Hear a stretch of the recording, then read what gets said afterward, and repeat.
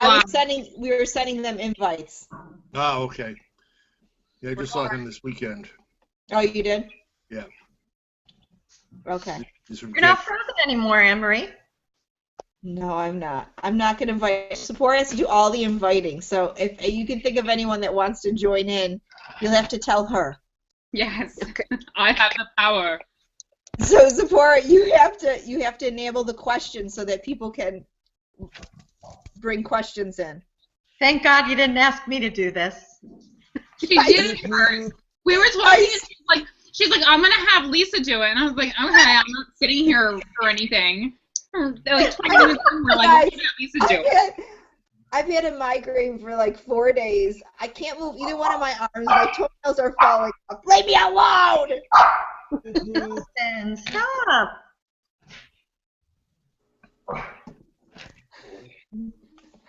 I look like a Dracula.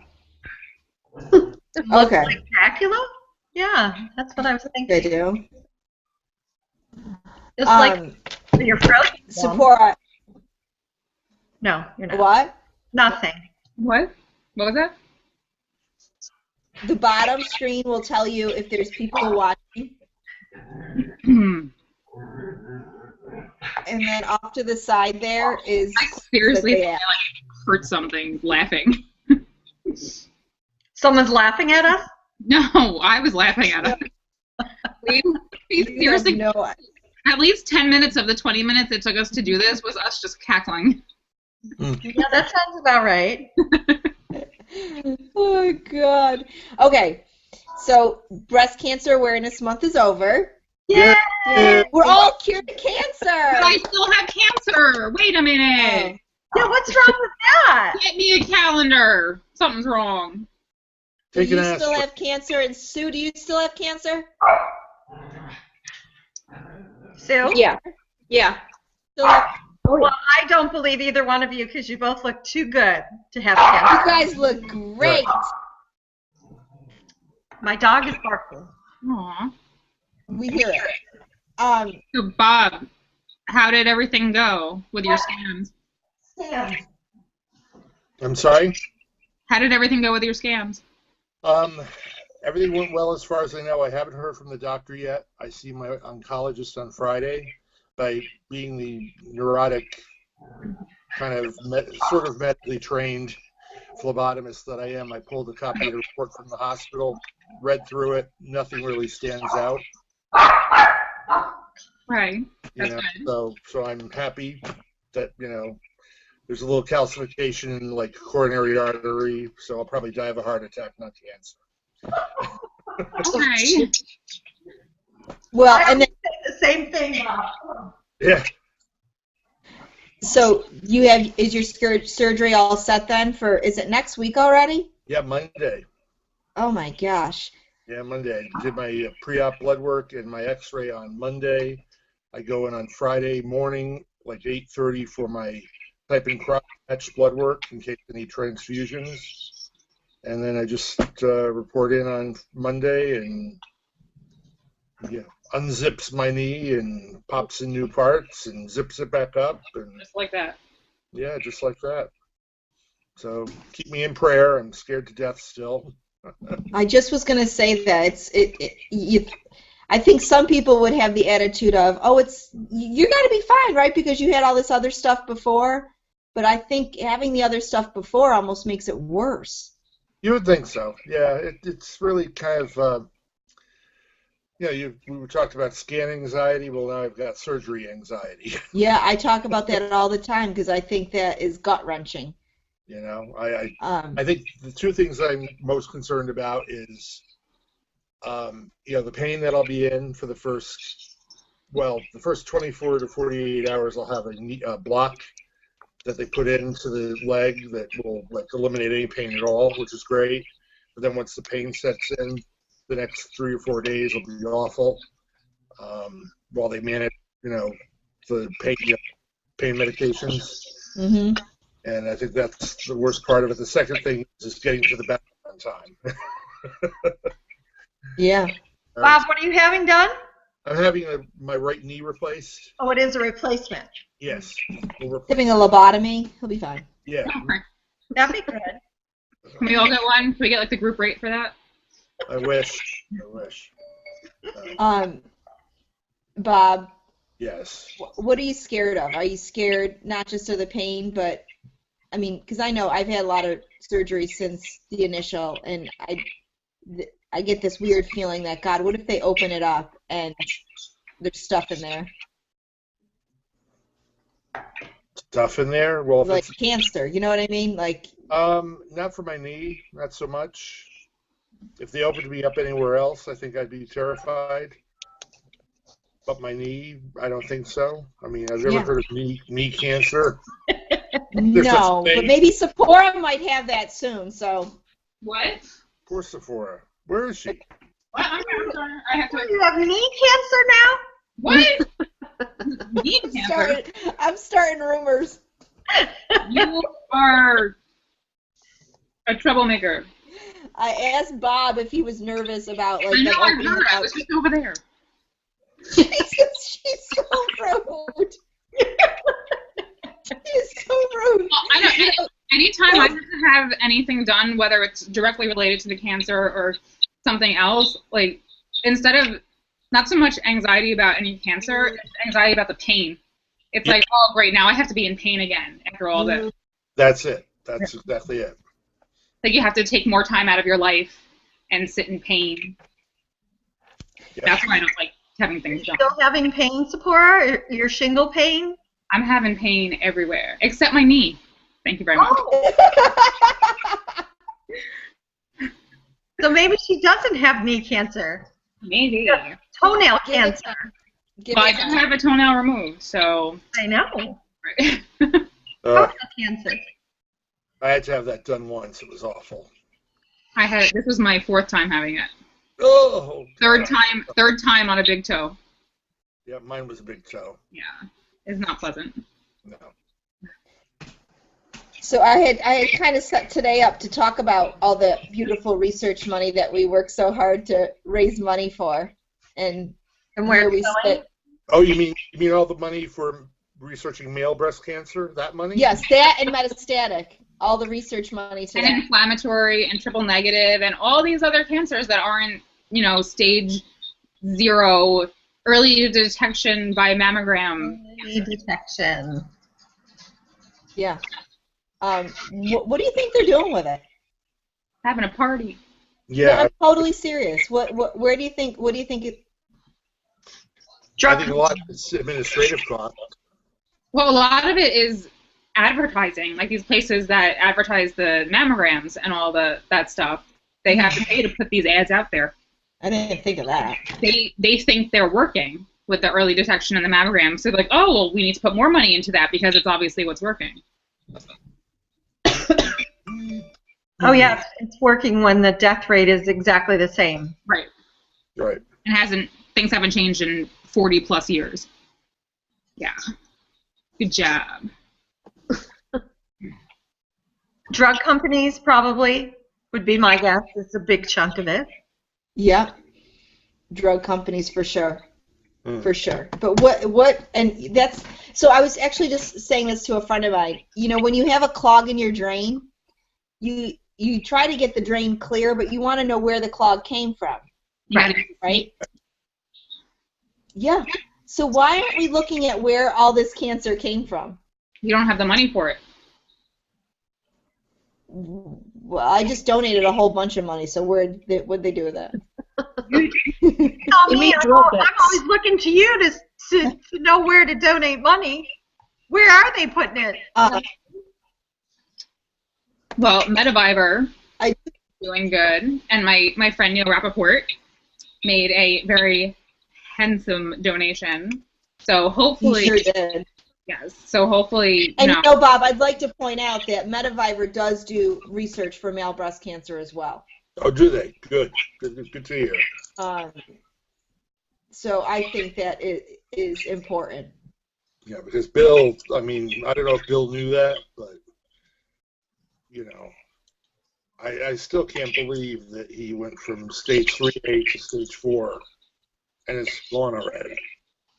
It just seems like it took no time at all. When was he diagnosed stage 4? I thought it was a year ago, but somebody said it was like 2 years, so I'm not really sure. Nick Sadler probably knows if he's on, and he can text you. Well, I can't look at anything because Sephora is me. So There's one viewer. Oh. Can you see who the viewer is? Or no, but you should check the questions too and see if anyone's put in a question. Yeah. Bob, my friend Scott, the one that you emailed, he was the same as me, stage 3. We had the same cancer, and sort of the same thing, like you said. You know, he finished his radiation, and then I think within a month or 2 at the most, he went from the 3 to stage 4.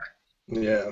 So, you know, it's crazy. There's no rhyme or reason, it seems like, you know. It's like, why? Why did I not go to stage 4 yet? I always say that, because who knows when. That's the thing. It's like everyone says there's no rhyme or reason, but there has to be, and we need research to find it out.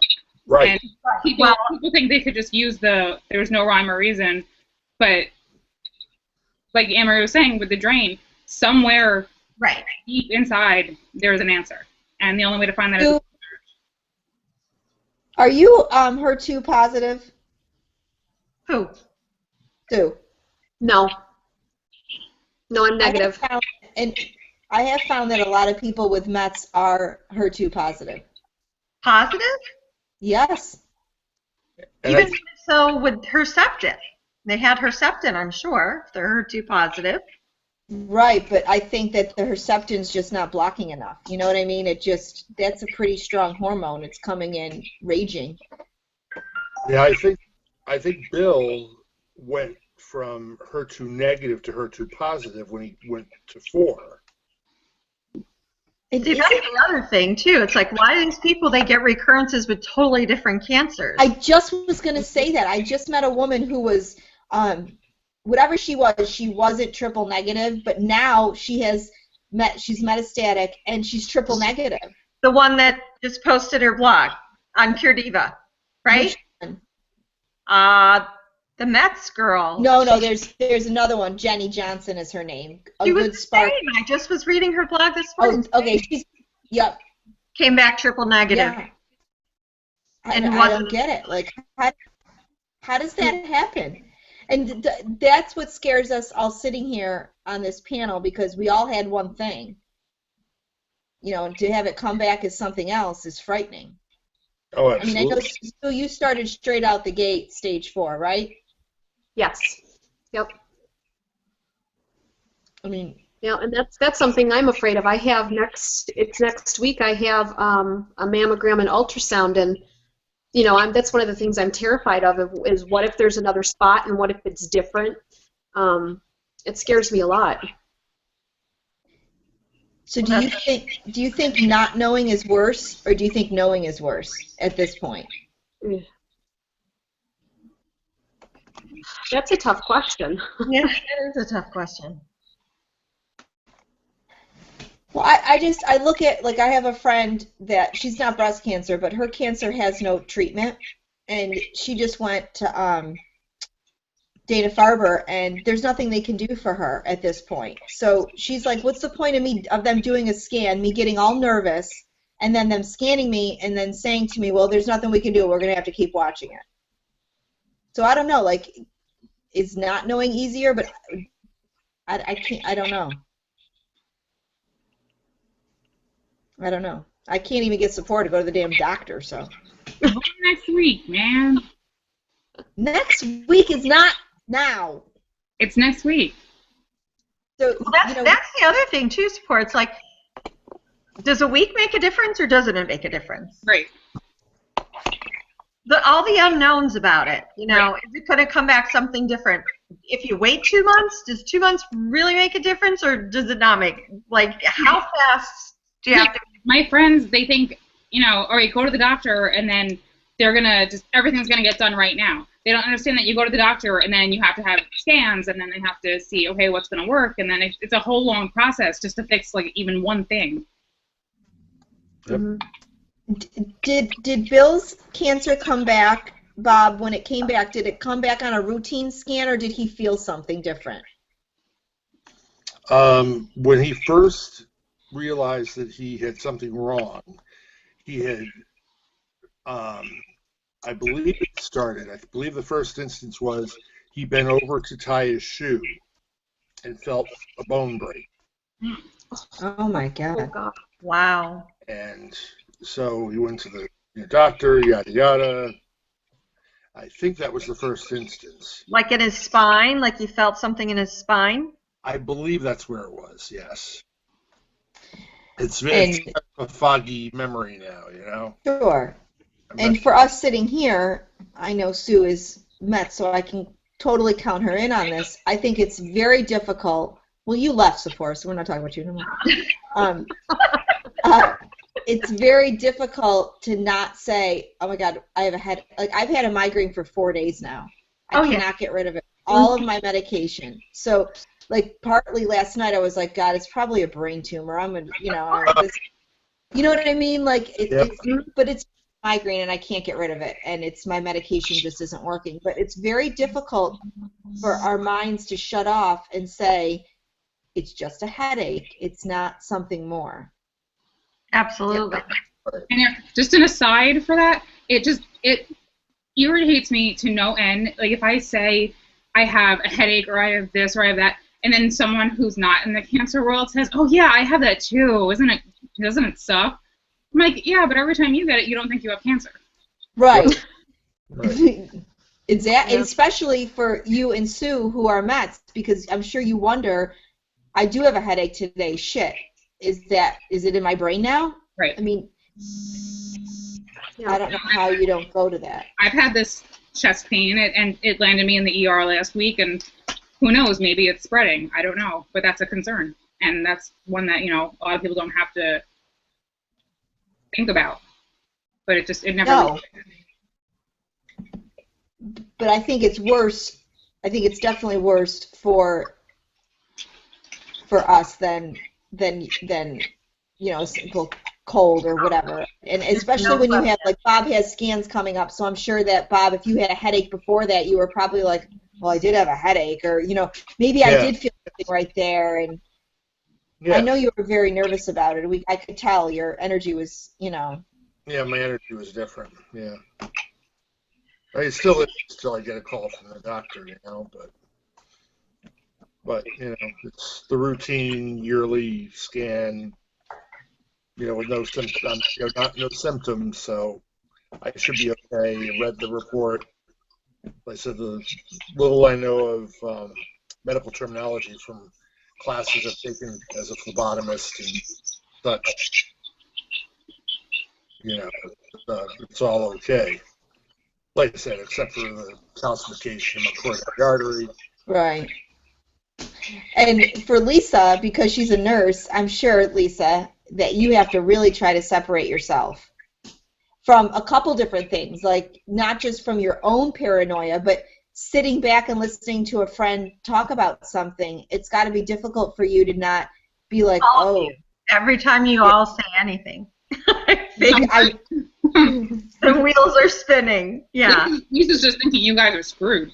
No. Lisa's like, shit. She definitely has got toenail cancer. There's not a doubt in my mind that girl's got toenail cancer. Knee cancer, for sure. Knee cancer. Sue, what is the medicine you take? You take tamoxifen, or what do you take? No, I'm taking exemestane. Oh, okay. So do you have it in your bones? Yes, I have it in my spine and my ribs. And so the medicine you're taking can cause bone pain as well.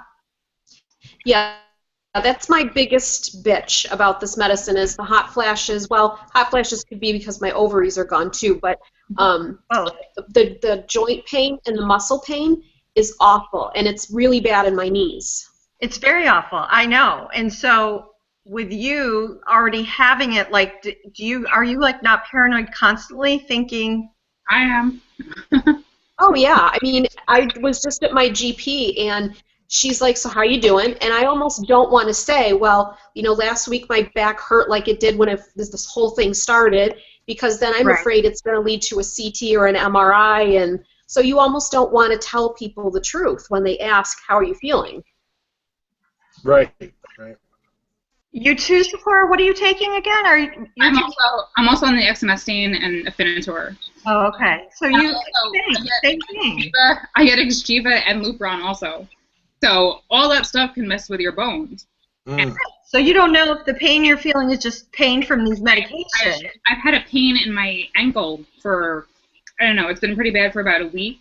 But I've had joint pain in my ankles and my wrists and everything since I've been on. I was on Femara for 1.5 years. So I have pain from that. But then it's like, okay, well, it's worse this week. So does that mean it actually is cancer? Or maybe it's just worse this week because of the weather, or maybe I just did a little too much, but you just don't know. Yeah, do you guys find that the weather makes it change like an old person? I can predict. Yeah, I feel like I noticed that all of a sudden. It's like, why was it so terrible the other day and it was like cold? Yeah. Yeah. I feel like I'm 90. Yeah. Try having a knee. What's that, Bob? Having a new knee. like having a barometer installed. Yeah, I mean, your knee could have been complicated from all this craziness too. Oh yeah. It had to have been. There's no way it didn't. There's no way that cancer did not affect his knees. And you're talking about the weather. Do you find that your lymphedema? I know Sephora and I have talked about this. Your lymphedema is worse with the weather changing, because my arm is killing me right now.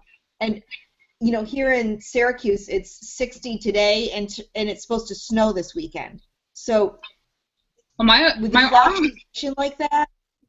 My arm was worse over the summer because of the humidity, but then now it's worse too. And I don't know if it's because I have my heat on because it was cold out, or is it my body trying to fight off something and my arm is just swelling because of that? Lord knows I've had enough stuff in this last month, but then is it like something else? Oh, it's so crazy trying to decipher all the little causes of everything. All right. Makes you crazy.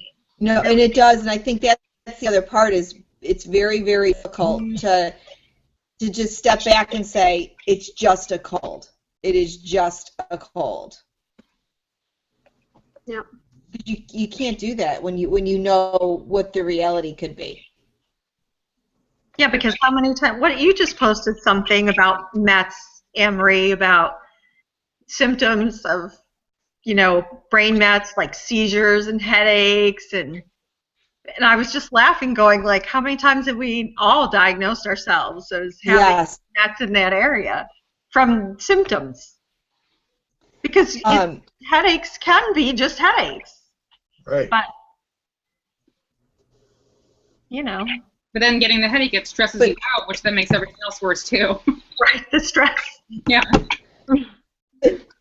Do you feel like we sort of have to be aware of it all too? Like you can't just say, oh, I'm fine, and brush it off. I think there has to come a point where you are in the know and you are being honest with your body and knowing what's going on, because how else do you get to the doctor and make those appointments? Do you know what I mean?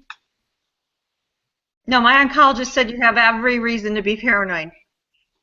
Well, it's awesome that your oncologist said that, because not every oncologist says that.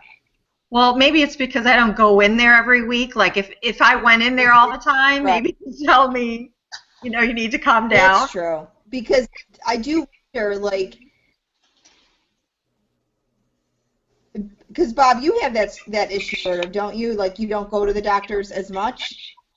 No, I go to the doctors when I'm sick. I mean, right, but do they look at you like, oh my God, you're so paranoid, or do they look at you like? Oh, I don't know what he thinks. He really missed the boat on the cancer. So initially he wanted to see me every month to follow me, and now it's every 3 months. So I really want to unhitch myself from him. when the time is right. I wanted to get past, the COBRA time frame and all that other stuff, and I had to apply for Social Security disability because I'm on disability through work. Oh, and I found out when my disability hearing is with Social Security. Guess when that is? Day of your surgery? No, March. Not till March. Which You have means to have a hearing for it? Yeah, because I was denied the first 2 times. Oh. So that'll be almost 3 years. So anyway. My gosh. But anyway, so I'm hoping that they'll just say, here it is. But anyway, yeah, I wanted to get through all of that stuff before I changed doctors. But he breezes in and breezes out so quick. He's so scatterbrained. That's not good for your doctor. No, because he's got a lot on his plate. He precepts med students, so he's always thinking that he's got to get to the next case. It's like it's just not a good situation. And thankfully, I'm like I said, I've got a medical background, so That sucks. I have to be able to defend myself with a med student and give them a good history of physical. And make sure that I mention everything and discuss everything with the med student so they don't miss something. So they can relay to him, okay, well, he's reporting this, this, and this, and then, go from there. But, it is what it is. Well, that sucks. And I don't think, I think we border on this weird line where we are accepting that kind of treatment, and I don't think it's acceptable. No, it really isn't. Well, you can but get those special doctors, those boutique doctors, where you can pay tons of money and have them spend all kinds of time with you. Oh, sure. But we're already spending tons of money trying to stay alive. No, I know. It's just amazing that that's what you have to do to get a doctor to spend time with you. Yeah. Is like. Well, he always marks the visit long visit. Get out. And he's in there like, Sue, you go to Sloan, don't you? Yes. Well, I go to Sloan. They're my primary oncologist, but I also go to an oncologist at Pluta every other month. So I see 2. Because a friend of mine was telling me that, and this is true, that at Sloan there is a whole floor set aside for the celebrities and the stars, and that when you get your infusion and you get your treatment, you are sitting in basically a suite. It's not like an infusion chair, surrounded by everybody else. It's, a beautiful room. Yeah, and I have no idea. Really warped to me. Like, it really bothers me. Yeah, and I've not had infusion chemo, so I don't know. Right. She toured it, and she said it was unbelievable, and that just makes me sick. Like that, Bob's getting on his thing that says long. I get panic attacks when I have to go to my oncologist. He makes me a nervous wreck. He just makes me a nervous wreck. And I don't know, like I know I have another girlfriend who's government insurance, and she doesn't get very good health care, and yet we have a whole floor designed for people, who are wealthy to get treatment. Government, like local government? Yeah. She, I told you guys last week that she had found a lump, and she had DCIS, and the doctor said to her, well, I've never seen anyone with DCIS with cancer come back. I mean, what doctor says that? Really? There's no guarantees in this wacky world. There's no guarantees. Well, it's like your doctor talking about your lymphedema and how cording never comes back and stuff. Yeah. I know that all of us. My cording is killing me in my arm, so. Feel like the longer we go through this, the more we realize really how little doctors really know. Right. Really? Oh my God, yes. It's called practicing medicine. Yeah. I mean, my husband is a doctor, and he'll say that to me. He'll go, what are you thinking? Don't you realize that doctors know nothing?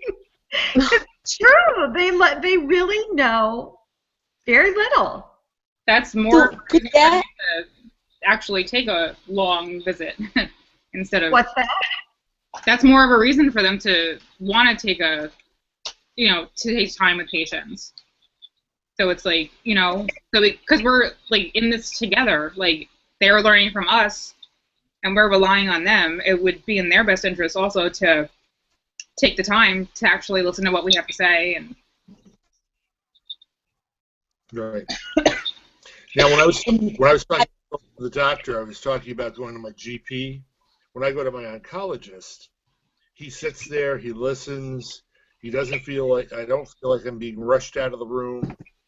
If I say, gee, there was something else I was thinking of, he'll sit there and wait for me to think it through and try to come up with it, which is great. I love him to death. Not your oncologist. That's my oncologist. And Yeah. I'm driving. He left the practice that's 9 minutes away for a practice that's now for me 40 minutes away. Oh. But I followed him to that practice because I didn't want to lose him, Yeah.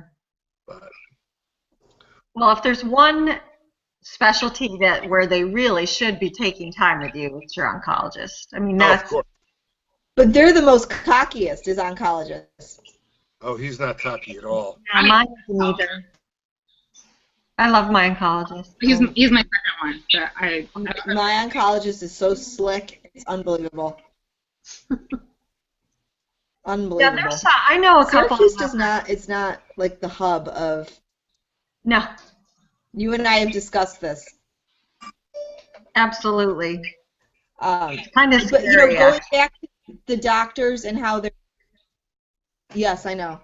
The doctors and how they're not really knowledgeable. I think that's part of the problem with the cure, because if they're not understanding what's going on in their patients and really grasping cording and lymphedema and all the side effects, and they're looking into their medical history before they got cancer, how are they going to then spread the word about what they found? Do you know what I mean? Right. Because that's where the least amount of time. I mean, they're all about treatment. They're not about prevention. Medicine is not about prevention and what causes things. I mean, diet, genetics, blah blah blah. Being overweight. There's certain risk factors, but the money goes into the treatment, not That's what causes it and what prevents it. And then that gets frustrating because the treatments cause other problems, and then you need treatments for those things, and then you just get so lost in the treatment that you don't even think about the cause sometimes. You're just like, oh, just fix this problem, and then maybe we can think about it, and then a new problem pops up, and you're like, let's fix that one. Yeah, and I feel like side effects is the stuff they know the least about, the absolute least about.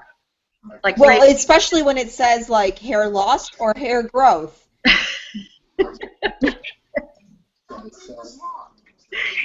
I can't hear. I'm cutting out. Or how about the famous thing where you tell them a side effect and they're like, oh no, that doesn't happen. That doesn't happen with that drug. Because I think what happens a lot of times, which from what I read from people, is that people are just afraid to tell their doctors about certain side effects. So the doctors don't know that all these other people are dealing with it too. So they do think that it might just be that, like, maybe it is just you because no one else has reported it. But just because no one's reported it doesn't mean it isn't happening. Right. That is 100% true, especially absolutely.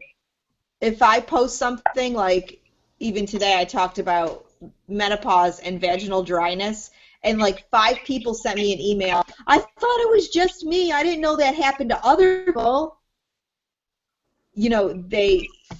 They are blown away. That in particular, because who the heck's going to talk about that?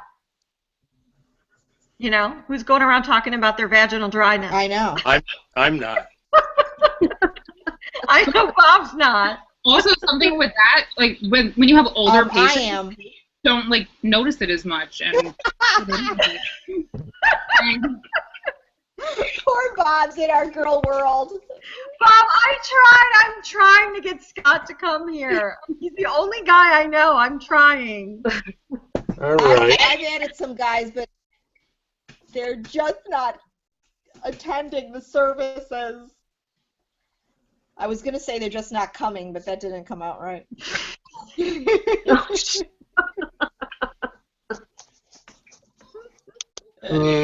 but it wasn't until, the internet, thank God for the internet, because that's where you feel like, you're like, no one gets this side effect, no one does. You type it in and you find a bazillion people that get the same side effect. Right. So at least that's there so that, you don't feel like you're alone with any of it, really. Henry, you joined the video call again? Hi. But then some doctors tell their patients to stay away from the internet. I keep freezing and it's really... Well, then, if you're going to freeze, be quiet. And let the rest of us talk. She's feisty today. So what were you going to say, Sephora? I don't know. Some doctors what? What were you going to say? Some doctors tell patients, not to go online and to stay away from that stuff. And Right. the patients, they listen because they don't know. They're like, well, this is my doctor. He's telling me, I should listen to him. And they're missing out on all these other people that are dealing with the same problems that their doctors aren't taking seriously. You think people listen to their doctors anymore? I think some definitely don't go online. I do. Well, I can understand that to a certain extent. I can. You could get caught up in every possible horror story you could ever find. Right, but you could also meet this fabulous group that's right here. Well, it depends what you're going online looking for. Yeah. Don't go... If you're going on looking for a problem, you're going to find it. Oh, you'll find it. Yeah. Well, my girlfriend, when she was told she had to go on tamoxifen, she asked the doctor what the side effects were, and they told her none. And she said that that's not what she heard, that there's all these other side effects. And she told her that those are just rumors. Oh. There you go, another good doctor. Some of these stories that I hear, I Isn't that wonder how these doctors are still in practice. I agree, Sephora. Yep. That's unbelievable to me. Yeah. That is just unbelievable that a doctor could say that. Yeah. And that is just the tip of the iceberg. It's dangerous. It's, it's unethical. All right, so look at this now. I'm looking at tamoxifen side effects. I'm looking at tamoxifen side effects. Uh-huh. Tamoxifen increases the chances of cancer in the uterus, womb, in some women taking it. Tamoxifen may cause blockages to form in a vein, lung, or brain. Gee, how come I have a calcification in my coronary artery all of a sudden? Since I'm on tamoxifen. I never had that in my report before. Interesting. That is interesting. Very interesting. Less common are anxiety, blistering, peeling, loosening of the skin, blurred vision, cataracts in the eyes. Yeah, all the stuff, the premature aging. Stuff that old people get. Yeah, exactly. And there's a whole list of them here. But it also says that those are the side effects that women report. And well, yeah. you don't know. Maybe men get different side effects, and maybe someone should be studying that and list it too. Right, which brings us back to our original question about letting go. Yep. I don't know. It just pisses me off. So, but do you find that when you read a side effect, you then side effect? What, then you get it? Yeah. No, I already have it. Yeah. I'll have the side effect, and I'll go look it up. Yeah, that's what to confirm it. Yeah. There are some people, though, a lot of people that I know that's like psychosomatic. They go read it, and then they get every blessed one on the list. Right. Andrea, yeah. Yeah, I agree with that. So I do think, and the thing that cracks me up about half of the medication that we're supposed to take, I started to say it before, but it'll say, like, you know, may cause one thing but may cause the other. So, you know, you're getting people on both ends of the spectrum. And I think for breast cancer, men, women, because it's hormonal, there's no, you know, our hormones are up and down to begin with. So why wouldn't the side effects be up and down? Right. Well, it's oncology and the aromatase inhibitors that I take. He's like, it's not so much that the actual drug causes the side effects as it is the absence of estrogen in your body that's causing the side effects. So it's not the actual drug, it's the drug that's getting rid of the estrogen, and that absence of the estrogen is what's causing all the bone stuff and the pain and all that. So, you know, it's, I don't know, it could be true, I don't know. Because that is all stuff that older people get, you know, the menopausal symptoms, it's all from, you know, the hormones being gone. Right. That's what my oncologist told me. She said the reason why my knees hurt so bad is because I don't have as much estrogen in my body, and she said the estrogen, how did she say it? Almost as like acts as a lubricant. Yeah. And so she told me to take glucosamine chondroitin, but honestly, it's done nothing. And I've heard both. I've heard it helps. I've heard it doesn't. So. Yeah, my orthopedist recommended Cosamine DS for that. What did he recommend? Cosamine DS. He said it was the best on the market for the glucosamine chondroitin. So it's expensive, but it is expensive. Yeah, they all are. They're almost like $30 a bottle. And I just was going to say, isn't that difficult? Because how can we afford all this? Right. Yeah, and all those supplements aren't covered, you know, under any prescription policy or. Yeah, my friends always want to offer their input, and they're like, "Oh, you should try this. You should try this." I'm like, "Are you gonna buy it for me? Like, do you not realize that I have absolutely no money left because I'm trying to stay alive?" Do you guys get that? You, Sue and Sephora, do you get the all the crazy suggestions like weird oils and so-and-so tried this and so you have to try this? Yeah. Yep. My sister-in-law is telling me if I take turmeric, it will get rid of my cancer because it helped her boss's niece's sister's neighbor's postman. But I can't take turmeric because people don't realize that some of these herbal alternatives, it'll react badly to my blood thinner. And it's like, I can't take it, it'll kill me. Well, she goes, no, really, it'll work. Like, when I was on tamoxifen, and I couldn't sleep, my friends were like, "Oh, just take some Benadryl." Like, you can't take Benadryl with tamoxifen because it has a bad interaction. And, people don't realize it. I didn't know it had a bad interaction. But I love the people who, just recently I read on Facebook, two women that never have been through cancer that are like, "Oh, there is a cure for cancer. There's been a cure for cancer, and nobody wants to hear about it. Cancer cells can't live in an alkalotic state. It's all about what food you eat." Right, yeah. Oh, I just saw that. Somebody that. emailed that to me. I haven't read it yet. Is that what that says?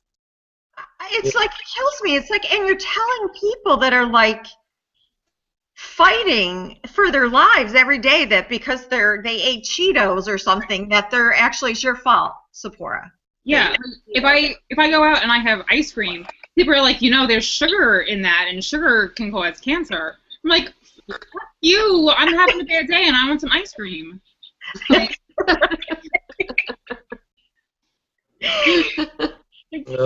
I just feel like it's such an ignorant thing to say. It's like, really? Are you speaking from experience? Did you cure your own cancer with your diet? Because, once again, it's like... You get my mother's sisters, aunts, whatever, they had cancer and they did this. Oh, but they didn't make it. But I'm sure if you do it, you'll be fine. okay, so I should do something that didn't work.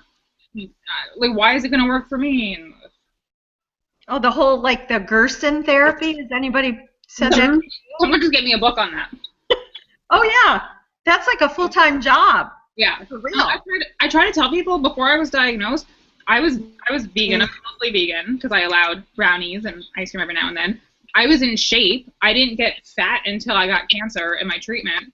So, you know, I still eat vegan most of the week. You know, but if I want something, I'm going to have it because why not? And people are always like, oh, you need to change your diet. You need to change this. Like, I did everything right before and I got cancer. So why would going back to that, you know, all of a sudden work to make cancer go away? Like, people actually tell you that you need to change your diet. Yeah. They're like, oh, didn't you used to be vegan? Maybe you should go back to that. I'm like, yeah, okay. I think it's because you're not doing coffee enemas. That's what I think. Do coffee enemas. That'll cure you. Maybe that'll help the vaginal dryness too. Well, I hadn't even had any surgeries or anything yet, and I had this shirt on. My whole family had taken me to go bowling, and we were in a bowling alley, and this woman with no teeth, and I had a shirt on that said "To-do list, kick cancer's ass," and she looked at me and she's like, "Oh, who has cancer?" And my cousin was like, "She's the sucker," or something like that, like jokingly, and she goes, "Oh, well, my uncle's neighbor's best friend had breast cancer. It was so bad. Oh my God, she looked horrible. And then she did this, and then she died." I was like, "Gee, Thanks. Especially when I was first diagnosed, I always got oh, well, at least they found it early because I was 30 years old, which automatically means they found it early. And then they're like, oh, well, you'll be fine because they found it early. And then I say, well, no, actually, I was stage 3 at diagnosis, and now I'm stage 4. And they're like, oh, I know someone that had because they, you know, died. So, yeah. But you'll be fine. Don't worry about it. I'll be totally fine. I'll just have the cannabis oil, and There you go. that's a suggestion to me a lot. What is? Cannabis oil. Yeah, I think I Oh, well, got it on the list too. Yeah, I got no problem with that. There are just so many cures out there. You guys must be doing something wrong. I know. So what the hell is you and Sephora's problem? There's all these cures out there. We're just gluttons. Yeah, We we're like the difficult. attention, you So know. that must be where the money goes, to all these cures. Yeah. Oh yeah, You know, this kind of brings me to a point that I'd like to make about the whole money thing.